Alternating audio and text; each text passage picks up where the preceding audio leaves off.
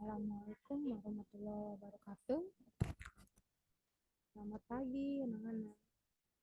Alhamdulillah kita bertemu lagi dalam pembelajaran sosiologi hari ini. Kebetulan hari ini adalah kita mempelajari materi tentang hakikat permasalahan sosial sebagai akhir dari materi semester ganjil, ya. Nah, masalah sosial ini banyak terdapat di masyarakat akibat dari pergaulan atau hubungan sosial di antara anggota-anggota masyarakat. Nah, yang paling penting di sini kalian tekankan bahwa masalah sosial yang akan kita bahas adalah masalah sosial yang urgen, ya, yang banyak jumlah penduduknya, yang banyak istilahnya banyak mengimbas kepada hal-hal yang negatif di masyarakat. Nah, jadi tidak semua ya Ibu Enda bahas di sini, hanya yang paling banyak dan paling paling susah untuk ditangani, ya. Nah, kita bahas dulu tentang pengertian masalah. Masalah adalah suatu kondisi, situasi atau perilaku yang tidak diinginkan, bertentangan, aneh, tidak benar dan sulit diatasi. Kenapa dikatakan aneh? Karena banyak orang-orang yang sebenarnya tidak mengarah ke sana, tapi mereka mengikuti hal-hal yang sudah terjadi atau sudah berlaku di masyarakatnya. Ini gambar nenek-nenek. Ya, nenek-nenek ini dikatakan bermasalah karena sudah tua tapi hidupnya di jalanan, ya, dengan kondisi seperti ini. Baik, pengertian masalah sosial menurut beberapa tokoh di sini bisa kamu lihat ada 4 tokoh sosiolog yang mengatakan bahwa masalah sosial adalah apa saja. Menurut Arnold Roos adalah sebab dari berbagai kesulitan di masyarakat. Itu disebut masalah sosial. Menurut Rapp dan Jelching, masalah sosial adalah masalah hubungan yang menentang masyarakat itu sendiri. Susuyono Sukanto, masalah sosial adalah ketidaksesuaian antara unsur budaya.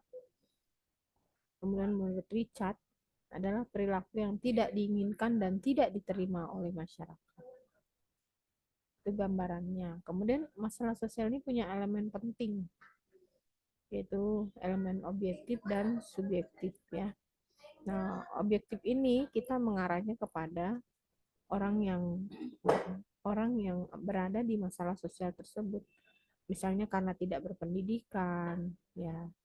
Karena tidak berpendidikan akhirnya dia mengikuti apa yang terjadi di masyarakat.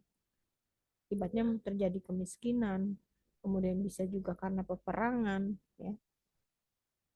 Contoh, human trafficking. Human trafficking ini adalah penjualan manusia, konteksnya perempuan dan anak-anak. Ini juga diakibatkan oleh kurangnya pendidikan.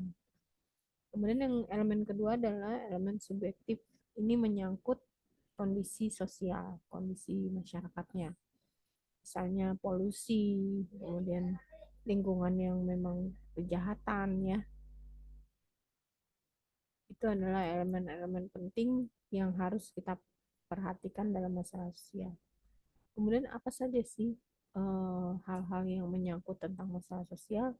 Ada 4, yaitu berdasarkan istilahnya memang sesuatu yang salah, maka disebut masalah, ya. Kemudian kondisi sulit yang memengaruhi sejumlah besar masyarakat, maka disebut masalah sosial. Kalau cuma individu ya berarti masalah pribadi namanya. Kemudian masalah sosial mengandung optimisme untuk dapat diubah. Kemudian yang keempat adalah kondisi yang harus diubah. Nah, Ibu Enda ambil yang satu saja, yaitu tentang kemiskinan.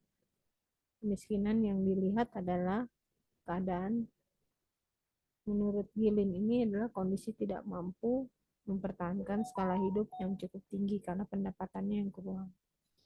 Kenapa kurang? Karena kemiskinan, karena pendapatannya kurang sehingga skala hidupnya yang tinggi, kemampuannya tidak bisa mengikuti. Di sini ada dua, kemiskinan absolut dan kemiskinan relatif. Absolut di sini maksudnya kemiskinan yang sudah jelas tidak bisa berubah atau memang keadaannya memang mengharuskan. Kalau relatif adalah kemiskinan yang bisa diubah. Kemudian kemiskinan sebagai masalah sosial, ini apa saja bisa dilihat. Ada 8, 7 ya, 7 faktor kemiskinan dari pribadi, yaitu karena buta huruf, kemalasan, boros, demoralisasi, penyakit, dan penyakit mental, sehingga orang bisa miskin. Kemudian kemiskinan karena geografis, misalnya iklim dan cuaca yang kurang baik, tidak adanya sumber daya alam, dan bencana alam. Kemudian kemiskinan karena memang masalah sosial yang tadi ada 3 yang urgent ya. Sistem pendidikan yang kurang baik, perumahan yang tidak cukup, dan salah mengelola rumah tangga. Dan yang terakhir, upayanya bagaimana? Ya, ini mengurangi beban pengeluaran masyarakat miskin. Dalam pemerintahan Jokowi banyak ya, dalam bentuk BLT, ya, bentuk KIP dan lain sebagainya, itu merupakan cara mengurangi beban pengeluaran masyarakat miskin. BBM bersubsidi, pembelian sembako, dan lain-lain. Kemudian meningkatkan kemampuan dan pendapatan masyarakat miskin, misalnya dengan memberikan modal kepada pengusaha-pengusaha kecil, ya, atau home industry, misalnya. Kemudian mengembangkan dan menjamin keberlanjutan usaha mikro dan kecil, ya, dibantu baik dari segi pendidikannya, kemudian modalnya. Kemudian yang keempat, menyinergikan kebijakan dan program penanggulangan kemiskinan. Jadi pemerintah membuat hal-hal tersebut seimbang. Iya. Mungkin itu saja untuk materi hari ini. Kurasa cukup ya. Nanti kita bertemu lagi, kita lanjutkan mengenai materi yang selanjutnya. Ibu akhiri, wabillahi taufiq wal hidayah. Wassalamualaikum warahmatullahi wabarakatuh.